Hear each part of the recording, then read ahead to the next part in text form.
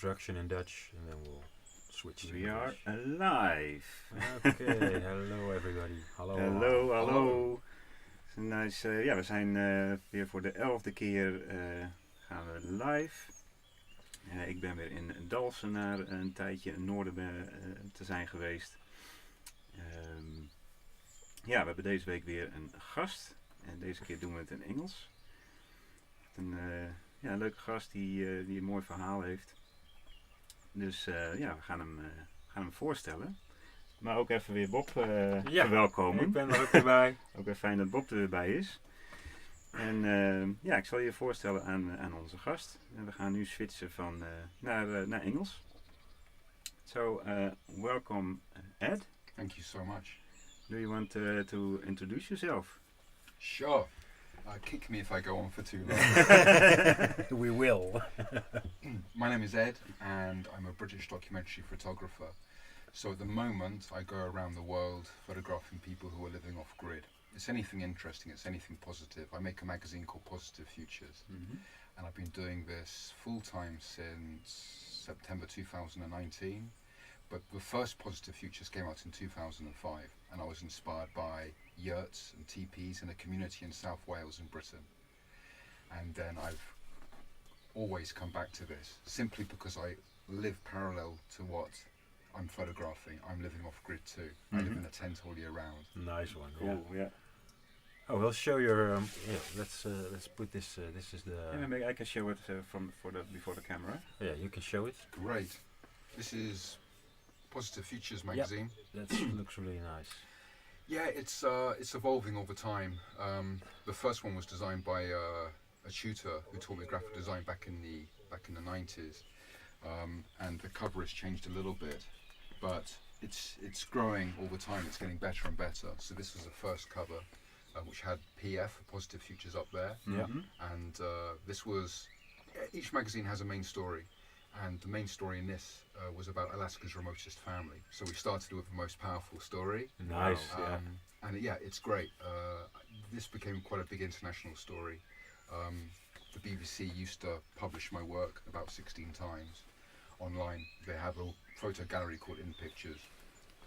And it was a case of being out in a native village in the middle of Alaska called Galena. And I overheard a small conversation about, there's a family living all alone about 250 miles in that direction. So, wow. So I remember that conversation. About 13 months later, I managed to track down somebody who would have the email address of this family, but they have no proper internet. They have a satellite phone. Yeah. And they have to wait until the satellite passes overhead before they can send or receive anything. And every time it costs $1. So I managed to send an email out to them, and we exchanged about 26 times, and eventually they said, come out. So that means going back to Galena, which you have to fly to, you can't drive because it's landlocked, you know, it's there's no road system there, and then getting a biologist to fly me in a 2-seater Piper Super Cub, which is a tiny little plane, out to this family, land with skis on a frozen lake at -40, and then jump out, and then he's like, chuck your bags out, I'm off. And then he's just, wow, he's gone again. You know? So it's like, well, why was that? Well, if you wait too long, the engine cools and you can't start it because it's too cold. -40, it's too cold. Which was a good adventure. So I was there for 3 weeks with this crazy family who are together for just 3 of them in the log cabin for 11 months of the year. And then they go to town for 1 month and spend $12,000 on food, bring it back by river on the Yukon River from Fairbanks, and bring it on their backs for about 2 kilometers from the boat to the cabin. And then they just continue. They shoot 1 or 2 moose every year. Well, I think it's 1 legally, just to keep them going. And they completely change their time. You know, the clock is whatever the time they want. It's like they don't want anything to do with society. So they woke up for breakfast at about 2:30 in the afternoon. They had lunch at about 10:30 in the evening, and they stayed up until about 2 or 3 in the morning. And my head was all over the place. In the meantime, I was writing 90,000 words about what was happening as well as photographing. So it's always pretty full on. Nice one. Yeah, so that's a fairly lengthy introduction to what I do. That's an example. Yeah, I've flicked through your magazines, and they actually look really professional. Thank you. And it's a really nice. nice feel. It's good pages, and it's really nice photographs, and I love the layout. Yeah, sort of a It's, semi hard cover. It's not. It's really beautiful, and it shows your adventures, and of course the people inside your magazines. But it shows you've been around. Which I can really dig that. Yeah. And it's really nice to have you in Holland now. Thank you. You've been staying at our place now for one night, and you'll stay again tonight, I think. And I really love what you're doing. And you travel by motorbike, do you? That's it. It's always been motorbike. Yeah, it's nice like a one. form of therapy, and also it's not taking up a lot of space as well. It doesn't cost too much.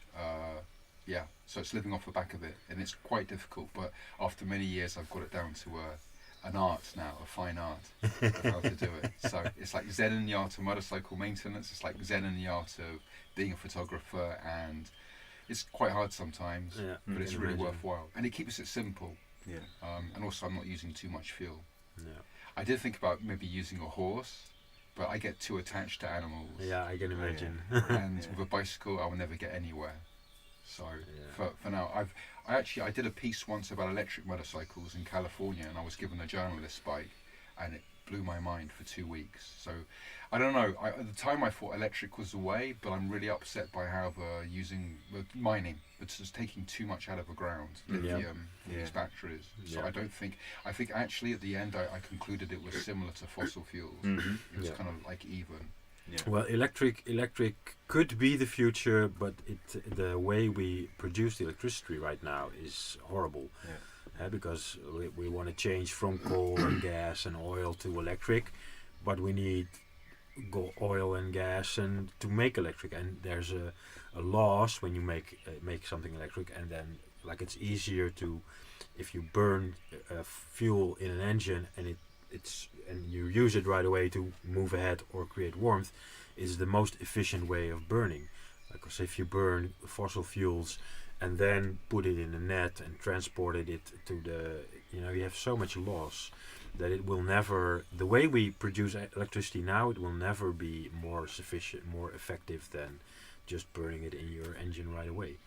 But there are, of course, hopefully there will be a breakthrough in the way we get our electricity or produce it, and it's been long overdue. I think early 1900s they could already do it, but I think that will be the way eventually. But so far, it is what it is. Yeah, it's also for food for thought. The battery is everything is changing. Only the battery. It's the battery still for a long time. So I think it's time to have a new invention that we can let go the old fashioned battery system. Yeah, like clockwork. You can have a big spring that you wind up and just let go, and somebody moves for a bit. You have to get out and wind it up again. Yeah, there's so many possibilities. Like apparently electric was invented before petrol. Yeah. Then electric was going to happen, and somebody said, "No, hang on, we can make more money from petrol." So it's and also there's wind and sun, and I mean this stuff has been around for ages. And of course hydrogen. I'm thinking about making a hydrogen cell for my motorcycle just to make it more efficient. Yeah, nice one. Which would be cool as well. Which is perfectly possible. Yeah. But of course the powers that be don't want this to happen. So you've got to be careful. Yeah. So and you're traveling now for another couple of months, and then you returning to England? Yeah, I'll be going back to Britain on the 14th of July. Believe me, I don't want to. I've totally fallen in love with Holland. I love it. The people are awesome. They're so friendly, polite. Everybody speaks really good English that I've come across. The roads are awesome. Yeah, it's expensive, but it's expensive everywhere. Yeah. It's not more expensive than England. England is more expensive, though. Fuel, I would say, is a bit cheaper. It's about £1.60, £1.65 a litre. Yeah. So it's. I've seen on the highway. I've been spending €2.30. Yeah, highway is very expensive. Yeah. If you drop off the highway, it'll then it's around €2 to 2.5. Yeah, it saves you 20-30 cents per liter. Yeah. So and then this is your first time in Holland with your interviews? It Or really did you is. come here before? Yeah, I've been trying to. I met a guy, a lovely guy called Niels, who runs a community at De Ulen. Sorry, De Ulenspiegel. Uilenspiegel, yeah. I have no Dutch at all. I'm sorry. Dutch is The difficult owl, language. the owl mirror. Yes, yeah, Yeah. yeah. I met him at a community in the bottom of Portugal in 2020, early 2020, and he said, "Come on up, visit." I've been trying, but COVID got in the way, so this is the first time. And but I have memories of landing at is it Schiphol Airport in the 80s. I was living in Istanbul at the time with my parents. My father, I'm ashamed to say, worked for Shell Oil. And that was quite a cool flight, actually. Back in the day, I think it was a Boeing 707, which you never see now. But we flew from Istanbul direct to Amsterdam. That was exciting because it was a long flight. And it was KLM, and we each got a tile with like a windmill on. Oh, yeah. Which is like, what do you do with this? Do you put it under your drink, or do you put it in your bathroom? I don't know. Do you fly thousands of times so you can get enough to build yourself a bathroom? Yeah, good memories. And it was a long walk, I remember, in the airport as well. Sorry, completely going off tangent, but yeah, I should have been here before, definitely. Yeah. It's a cool country, and lots of times you see in Britain people driving around with Netherlands cars. So it's Britain, for some reason, is popular, but I don't know why. I've got some friends in Britain. Yeah, yeah. One chainsaw carver, Tony. And he often comes to Holland, not since Corona, because it's hard to get out of England during Corona. But he often comes, and sometimes we do a job with him. And he often comes to Holland for chainsaw carving events, which is nice. Yeah, we have a lot of friends who do a lot of festival work and stuff like that. Well, Britain is great for alternative living.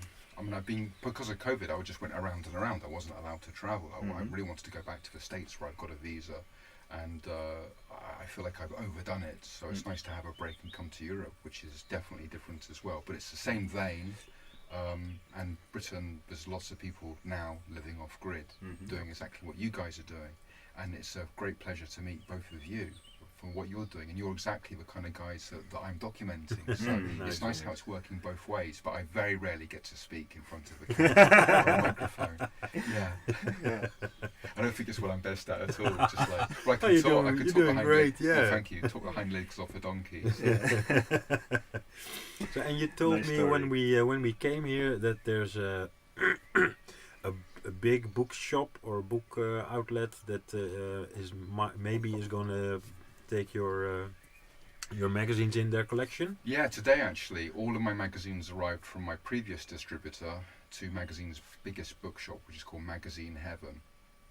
And I visited it before I came abroad recently, and it's really impressive. It's on a big shopping estate with lots of other big name brands. Oh, nice. And it's about 3,600 magazines there. So literally every single one you've ever heard of, and many, many more. Some are really beautiful. So I'm trying to tag them with my Instagram right now to get them interested in me supplying them with my work, not just my magazine, but supply others. But there just isn't enough time. I literally need at least 2 people to work with me, not for me, but with me, and they could share in the profits. So if anybody's interested. Well, that's also what this show is about. If people need help, then we put them on there and see if we can get them help. So you need 1 or 2 persons to travel with you and adventure with you, and then help put the magazine together. Yeah, in a big Flintstone car, I think. We could push it with our feet. Nice. I would like that to have some clubs and big bits of, well, I don't know if I should mention meat, but something to eat anyway, just to keep us going. Nice. Well, so people, if you're listening and you want to have an adventure with Ed, then mail us, and we'll get you in contact with him. Fantastic. Well, hopefully there'll be a link soon from where to buy the magazine. They will post internationally. It's also available as a PDF download from my website. What's your website? It's www.pf-mag.com. Okay, well, write it down and we'll put it in the comments. We'll put it down this. And you have also Instagram and Facebook. Yes. Yeah, we can also put a link, and then people can contact you directly. Thank you so much. Nice one. Yeah, and they can also contact us. We can also be will bring you in contact if people want Yeah. to know more. Of course. Cool. Well, I admire what you're doing. Doing podcasts is a great way to get the message out, and hopefully it's going to build up something. Yeah. So I feel like I almost want to interview you guys. And actually, you should be interviewed at some Feel free. point for your But you did podcast. you did with Bob, toch? You have an interview. Not I was yet. away. I Oh. was working with you. No, I think you were already. No, at he your actually place. arrived just before I left, and I just returned. So Okay. yeah, so we haven't really okay. had the time to really connect yet. Then you are staying around for a while for interview Bob, Holland has interview got me. her hooks into me. I feel like I can never leave. There's too much to do. It's great. I would like to interview you, Bob, Yeah, if it's possible. nice. Yeah, sure. Yeah, Yeah, of we're course, just you staying should. tonight, so we can also do tomorrow. But if you have questions for us right now, feel free. Too many, I think. But I don't want to get all the fame and just sit here and talk about myself. But I hope that eventually we can formulate something, you can formulate something with the people that you speak with about how we can live better in the future. And that's what the basis of my magazine is about. Yeah. Because since I was a very small kid, I was thinking, what is going on? Why? You know, you grow up with all this mystery and magic and excitement. I remember just seeing the sea just was a long straight road that eventually you would drive down, and when you got to the crest of the hill and you started to go down it, you could start to see this blue line, and that gave me the most excitement when I was a kid. And I don't have that feeling anymore. No. I don't have that, and I think most adults lose it at some point, Yeah. but I want to have that feeling again. Yeah. But I used to think to myself, why are we living like this? You know, I mean, even as a kid I could think of alternatives, and still we're living like this, and Yeah. we're stuck, and it's all to do with capitalism, Yeah. and it's getting worse and worse Yeah, and It worse. is. Yeah. Yeah. I And never wanted to grow maybe up. it needs to get worse to get people wake up and to realize that it can be really, we can do it really different. Yes, Differently. but it's so interesting If you how. want. Well, yes, but I think the biggest problem is to get rid of the brainwashing that's Yeah. happening, and I've seen it. I've seen governments brainwashing. I've worked with the military. I've seen the way governments brainwash in the military, which is really, really clever. Yeah. To get people to do what they want to Yeah. do, and they're doing it with us as well. Yeah. And they've got lots of different ways, and TV is a great one, and it's free. You know, we actually pay to use TVs in Britain, and then we're paying them to supply us with rubbish, Yeah. you know, to be controlled. Yeah. And the thing nowadays is that people simply want to they want to compete with a neighbour, they want to have the biggest and the best. It's especially noticeable in America. That's the worst place for it, I think, Yeah. unfortunately. But it's all about, in Britain, it's all about competition. It's like whose house is the best. And that's why I like France and Spain. People seem to, I can't comment about Holland so much from what I've seen, but people, I don't know what they spend their money on, but I presume it's on living and having a good time, because the houses are falling apart. You go inside and it's pretty messy, but that's not important. Life is not about having the cleanest, tidiest, biggest house. It's about living, and people have forgotten about how to live. Yeah. Yeah. Yeah, it's for me the same. You know, I as a kid, I already I didn't want to grow up because I saw that grown-ups were boring and they just they had to work a lot and they had no fun, and so yeah, I made my switch when I was 31. I think I did a lot of work before that, and then I said goodbye to the regular stuff and went my own path. But still, it's hard because the money, you know, we need Holland is quite expensive, and you need a place to stay, which costs money. We need a car, or if I've got a company, so I need all the stuff for that, and it's quite difficult to get the money doing what you love. And you know, it's going quite well because we work a lot together. And we do nice projects, but it's still hard work, and it's still too hard work for the. Like, I hardly have the time to build my own house and build my own stuff. I always have to put it in between somewhere, and I'm also looking in the next couple of years to find a way to sort of have a good balance, that I can most of the week just be home, work on what I love, and make more art. You know, it's the art part is sort of in between. You know, I hardly have time for it, That's such And they have a shame, family, of course, which also takes time. But yeah, art is so important. Being creative. Mm. I found that I had maybe, I don't know, some kind of depression, although actually recently I've learned that I don't want to use that word because it sounds negative. But photography was my cure. Yeah, And nice. after I learnt and taught myself photography, I realised that other people who suffer from depression are learning to do photography. So it's about creating. It's about taking something from nothing and then produce. And it's the same for all other artists as well. Yeah. And when we were hunter-gatherers, that's what we were doing to survive, and that's in our instinct. But we've completely lost our way. And that's partly why I don't live in a house, because it's such a waste of time where you have to worry about what it looks like, and you're worrying about bills. Before, maybe we lived in a cave. You don't care about, you know, painting on the wall. Maybe you do a little drawing or something for fun, you know. But other than that, you're more worried about getting food for your family and staying warm and staying alive. And that's what I think we need to go back to. And part of my magazine is about community. And people say to me, "What is the best community you've ever seen?" And I don't think I have yet. I thought I had last year. And then I was almost brainwashed. It was a religious cult in Devon, and they've got different tribes called the 12 tribes, and they're around the world. And part of me really liked what they were doing because it was old-fashioned. They had very, very strong values, and they were living as a very tight community. But then actually when I left, when I managed to leave, eventually they asked me to leave. They said, "If you're not going to join us, you have to go." I realised that it was very oppressive. So that community didn't work. But the fact that they were really polite and that they had a very strict regime that basically kept them going all together. Nobody questioned anything. They just were happy to be. And it was all about love. But then I still haven't found the utopia. I still haven't found the perfect way. But going from what you said, I think that, you know, you can live alone with your family in your own beautiful house that you've built, but you don't have enough time.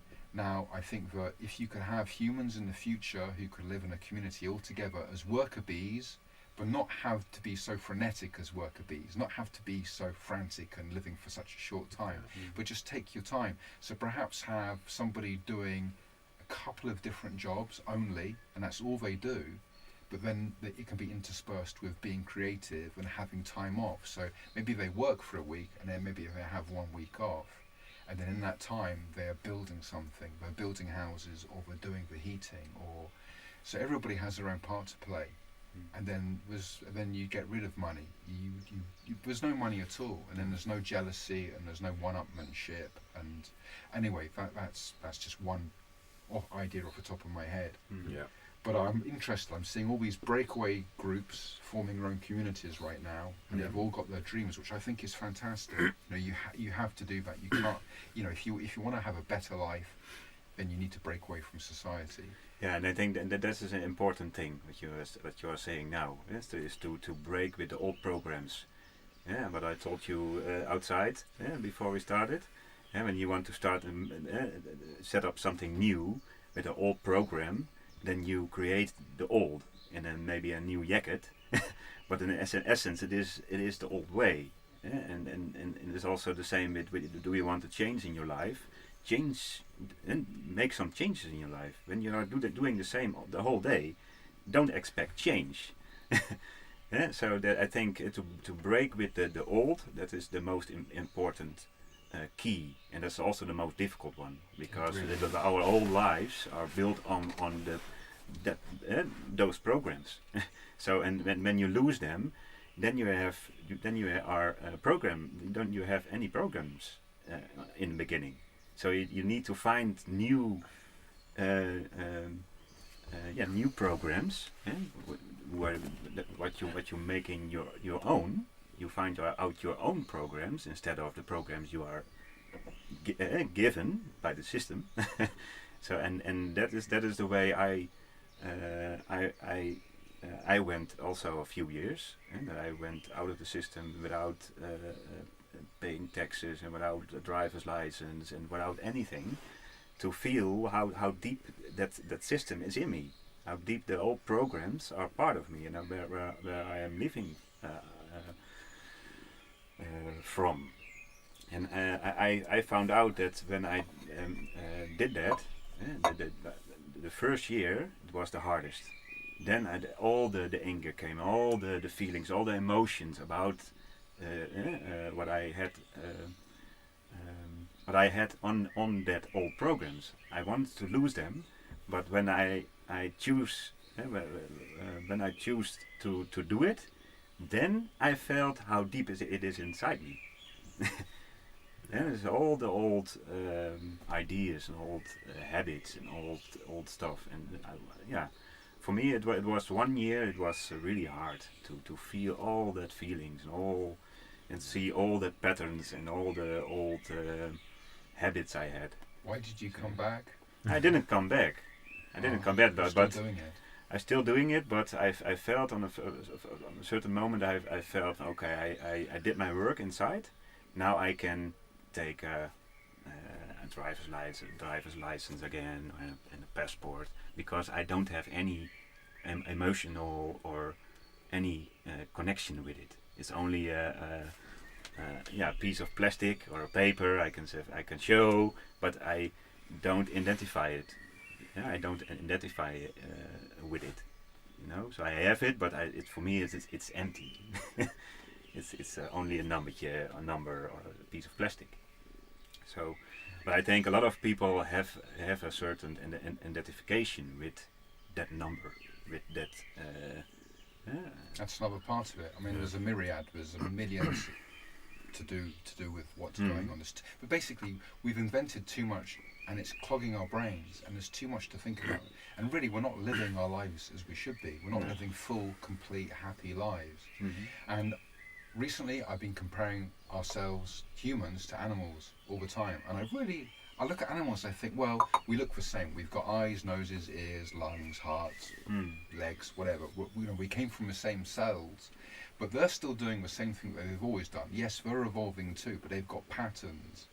And we are different because our intellect that we have and lots of animals don't get in the way. And we've made things too difficult for ourselves. If only we could follow a pattern like animals, where we just go. I mean, some people go, oh, well, animals are dangerous and they're vicious and they're nasty. Well, they have to be. So what? So are humans. I mean, look at what we're doing right now to each other. Russia, Ukraine. It's ridiculous. We shouldn't be behaving like this. It's unnecessary.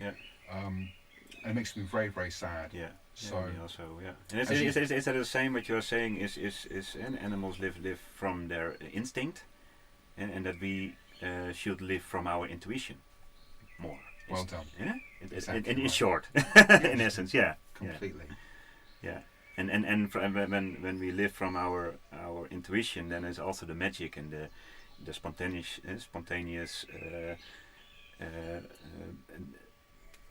things we do. I think there is the magic and there you find happiness, because then you do things from an impulse, in instant, in the moment, and then there is the magic for me. Yeah, that's my experience. Yeah, when I drive around and I feel, I want to see that of that person, and I'm going there, and then that person that didn't expect me, and then, oh, nice, you are here, what a surprise, and then there is the spontaneous moment of connection, of meeting each other. Well, that's another thing. Instead of planning it, and then all the expectations come up, and I need to go to the supermarket, and I need this and I need that, and then the magic is gone. Because Well, I was saying to your wife, Bob, in the past, how it might have been like. We don't know because we don't have any record of it, but what people must have been like in the past. Yeah, it was harder, but I think life would have been better because people would have been much more telepathic, much more psychic. They were living so close to nature. I mean, you get little signs, probably both of you as well, in modern life. You might see coincidences that arise, and that is the magic. Well, it's because you're in tune. You're in tune with living outdoors, with nature, and you can almost be prophetic. You can sense what is happening in the future, which is partly to do with when you arrive to find somebody, when you've been spontaneous. It's serendipity. Everything happens for a reason, but it's all about the positive spiral going up and the negative spiral going down. It depends which one you're on. If you're going to go up and up and up, great things can happen. And I notice these all the time. And before it used to shock me, and now I just smile. And now I just don't even pay any attention to it because it's so kind of normal. It's a wonderful feeling, but also it just gives you the idea that what is possible. Yeah, there's so much more possible than we in our current state know, because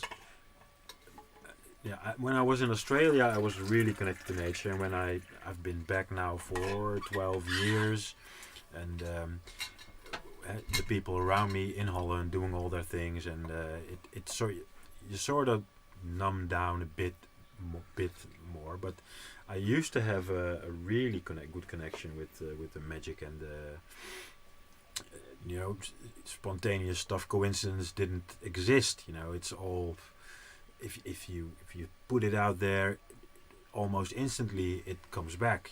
It's and that's one of the things that, because of now I'm take care of family, working and building the house and interacting with all these people in Holland, sort of dipped, but I know it's there, and this is where I'm want to go again, but even further. But that's my main focus for the next part of my life, is to calm down again, get into a rest state where I can really be in connection with the moment and my feelings and all these things, because I know when that's active, the more it's active, the easier everything goes, and it's magic. I truly believe in magic. Well done. No, it exists. Yeah. Actually, you might not like me saying this, but your wife told me that when you first met, you told her you were a wizard. Well, people told me I'm a wizard. I actually never called myself a wizard. Okay. Like, I also have a nickname. It's the tree weaving wizard. But all my nicknames that I use are always given to me by other people. Wonderful. Yeah, I really like that. Forgive me. Sorry. Okay, you definitely are a wizard. Thank I you. love what you're doing. It's so important, and I've seen this a bit in Britain, but to come to Europe and come across an individual like yourself doing this, and then to learn about all the other people that you know, and about the living village that you want in the future. Yeah. It's really fun. I guess you've spoken about this already to your listeners. It's very exciting. Not so much yet. We did do a little bit about it, but not in the whole show or anything. Okay, it's something that really needs to be spoken about, but obviously that's up to you when the time is right. But you are the kind of people that I'm definitely interested in documenting, and hopefully to give inspiration. That's what the magazine is about. Yeah. No, it's really nice. It was also my meeting with Bob in I think 8 years ago now. Something like that. Yeah. Is that I felt that the dream Bob has, and where he is so committed to, and that was for me really an inspiration, and it's driven by passion, driven by such deep passion for something, and that is your whole life. It's about that, and he is, and I do it in my way also. Now after a few years, is to find your passion. Where are you? Find your thing. Find your form where you are. Where lies your passion? It's so because important. that is your energy. That is where your energy is coming from. You're feeding yourself with your passion. Absolutely. Instead of all the things we must do to earn money and to do this and do that, all the verplichtingen, all the obligations. Yeah. The whole world is filled with obligations, but that is not feeding you. Yeah. It's costing energy Well, instead of receiving energy. I mean, personally, I went down to rock bottom. I was I was creative, but I couldn't channel it in any direction, and then I fell into the trap of a system where I had to work simply to earn money. I was a security guard for a while in between things, and I was working a 90-hour week. And if I worked a 90-hour week, I still couldn't earn over £1,000 a month. It was ridiculous. They did it on purpose, and you were trapped. Yeah. And all I did was slept during the day, which I hate because it's a waste of time, and you're awake all night. It was horrible. Yeah. And then that's when I started drinking heavily, and that's when I broke away, and then I started to take photographs full time. But for people listening, hopefully, if you're not very happy at the moment, or if you're wondering what to do, then do what a friend said to me one day. I think it was Christmas Day. We've been working. We came back from working 8 to 8. We got back at 8 o'clock in the morning. We each had a bottle of Bailey's Irish Cream. Maybe you know that. Yeah, I know it. We stood in the kitchen having this conversation. We drank a whole bottle each, just talking. Then we went to bed about 10 o'clock in the morning and slept really well. But he said to me, Ed, he was very humble. He said, look, Ed, I'm destined just to be a security guard for the rest of my life. But you, he said, you're wasting your time. You're not supposed to be doing this. What do you really want to do? And I said, I want to be a photographer. I've always done photography, but I never studied it because I thought if I studied it, it would spoil the enjoyment for me. So it would take away the passion. So that's when I dropped out. That was 2001. And ever since I've been doing photography, and it's really paid off. So if anybody's listening, do whatever you can to do what your passion is, because you only have one life. And as long as we're breathing, you have to do something which gives you that energy, and you have to have hope, because some people feel so hopeless, and I feel so sorry for them. Even though it's hard for me to survive and do what I do, it's beneficial for others. Sometimes I feel guilty. I think, oh, I'm being really indulgent here, like I'm doing what I want to do. Maybe I should be helping somebody in a hospital. Maybe I should be a doctor and actually heal people. I have total admiration for people that do that, because it's really selfless. People that put up with all sorts in hospitals to care for people. I would love to do that too, but that didn't happen. One, I wasn't clever enough. Two, I need to be creative, so I just couldn't handle it. And a lot of people say, oh, like I knew a farmer who died in February, and he was very basic, and he was great. He was quite telepathic. He didn't know it, but he could read into people about what was happening and what was going to happen, because he was connected to the earth, and that's all you need to be. And he never left his home, so he was really in tune with like the nature and the animals and the weather, that kind of thing. But I'm sorry, I'm going slightly off tangent now. but yeah, if you it's always possible. It's always possible. You know, yes, you feel trapped. You're paying the bills. You're stuck in a house. But if you really want to do something, then do it. And think about how it will benefit not just yourself but others as well. You know, don't be selfish, because then it won't work out. And what is the reason? And a lot of people need some life-changing experience to make another choice.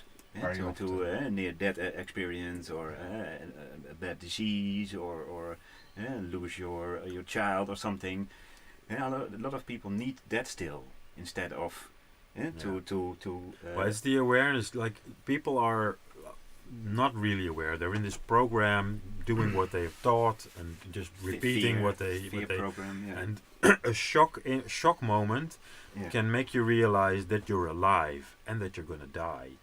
And like, especially losing someone, it brings death really close, and then you realize, and which a lot of people have in their 40s, 50s, like the midlife crisis, is you realize, I don't have so long anymore. And then you realize, what have I done with my life, and what am I going to do with my life? And some people get a midlife crisis, but especially people who have a near-death experience, or a loved one lost in a horrible way. The more horrible, the more the shock, the more you feel, I got to do something different. Because it's up to you. Like, you are the one deciding, now it's time to do something different. And there's not a lot of people who can decide that from scratch, like we did. But for most people, it takes a horrible experience to realize that they're about to die and that they still have time to do what they want to do. And I want to remark on your thing. Like you said, I should have been a doctor, or I could have been a doctor and really help someone. But doing your magazines and inspiring people through your magazines is also healing. Like, you're healing a lot of people who read your magazine and think, I'm going to do this, Because of your magazine, a lot of people might not need a near-death experience to go do what they want to do. Yeah, exactly. And I've noticed it when we did the festival. It was also sort of an inspirational thing, that I actually got a lot of people mailing me and contacting me that through that experience they made decisions that changed their life. And that's, I'm not a doctor, I don't heal people, I help where I can, but I don't go out of my way for helping strangers. But being an inspiration is already doing what I can and healing people and helping people, and so are you. Thank so you. I want to give you that.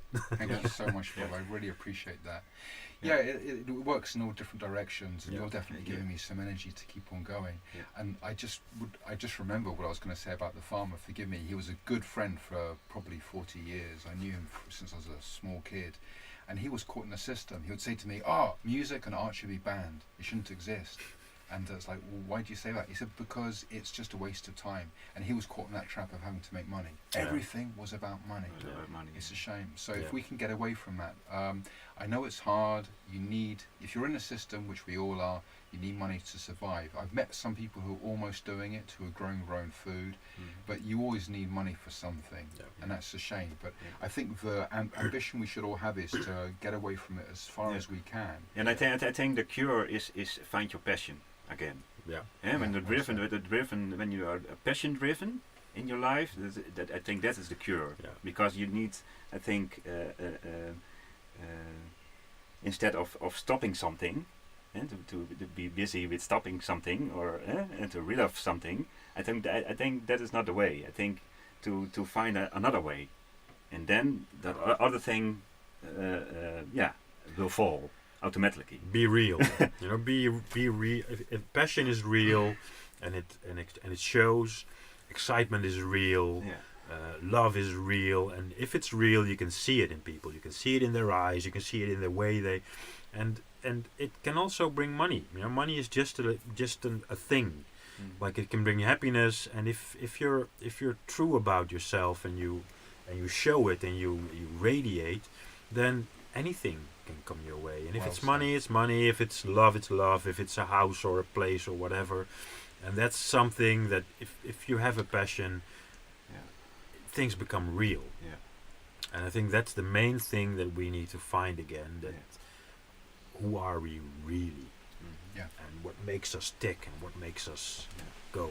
Exactly right. And on that spiral going upwards, then other things happen as well. And it manifests itself into something which, as you said, you don't know where it's going to go, but it's going to be positive. When I started out taking photographs, an artist said to me, as long as you work hard, good things will happen. And I remember my sister was quite worried about me a long time ago. She sent me a book about how to get myself out of this rut. And it was simply a case that every morning when you wake up, you have to write one side of a sheet of paper, anything, absolutely anything. You just have to write. And I was like, what is this exercise? I'm really tired. I've just woken up. I want to have a coffee. And you've got to pick up a pen. And you can write absolute gibberish. It doesn't have to make sense at all. But after about 2 or 3 weeks, things started to happen. And that's all you had to do. And maybe for people listening, that could be an exercise if you're not sure of what you want to do yet. And you think, well, what things can happen from just writing a bit of paper? It's because you're putting energy out into the universe. And slowly you start to get that back, and it starts to grow, and it is magic. It's just I used to have a hocus focus board. It was a big blackboard on the door, and whatever I needed, or I just put it on the board. And I was in a really good vibe then, but anything I put on the board that I really needed or really wanted, within a week it was there, just by writing it on the board and focusing on it's the hocus focus board, magic board, just load it with energy, and it happened. Well, if everybody listening does that, please do it. Just make a hocus focus board. Then literally your listeners are going to quadruple very soon, because then the word will get out and all that energy will come back, and people are like, stuff is happening. Nice one. It's really good. Yeah, but the focus is very important. Focus is very important. Very important. And it's also focus on stopping something, or focus on what do I want with life. Where lies my excitement? And I think that is the way to change. Open all channels. And also let go the old. Maybe you still don't have the new already. I learned always, don't throw away your old shoes before you have new. But on my way, I found out sometimes I need to throw away my old shoes before, and then the new will arrive. So just create a gap. Yeah. If you take away the old, you create a gap in energy, which everybody notices, and it needs to be filled in again. Yeah. I actually had it with shoes. That when I started walking barefoot, people started offering me shoes.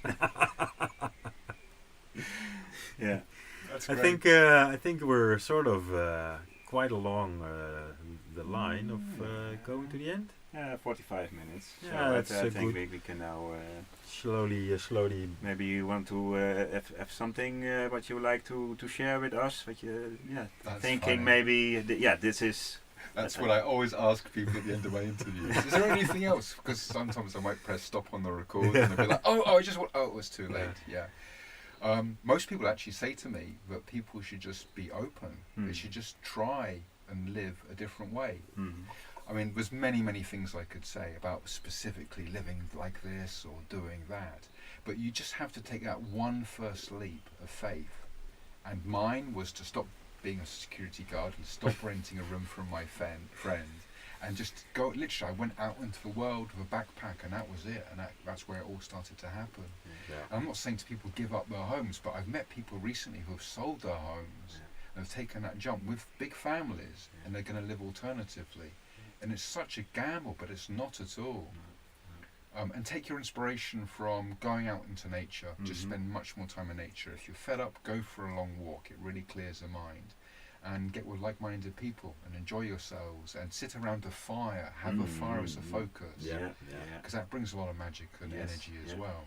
Yeah. And of course, eat better and grow your own food. There's all sorts of different alternatives. Yeah. But it's been great to speak with you guys. Thank you so much. Yeah. Yeah, Thank you so it's much great having you. for your story, Yeah. Ed. And it's Thank you. nice. Thank you. Yeah. So I think this is this is it for now. Our 11th 11th already. 11th already. So thank you for watching and listening, and I hope to see you and you are back the next time. And do you want to say something, Bob? Well, I think everything's been said that needs to be said. So thank you for watching, and see you next time. Till next time. Bye.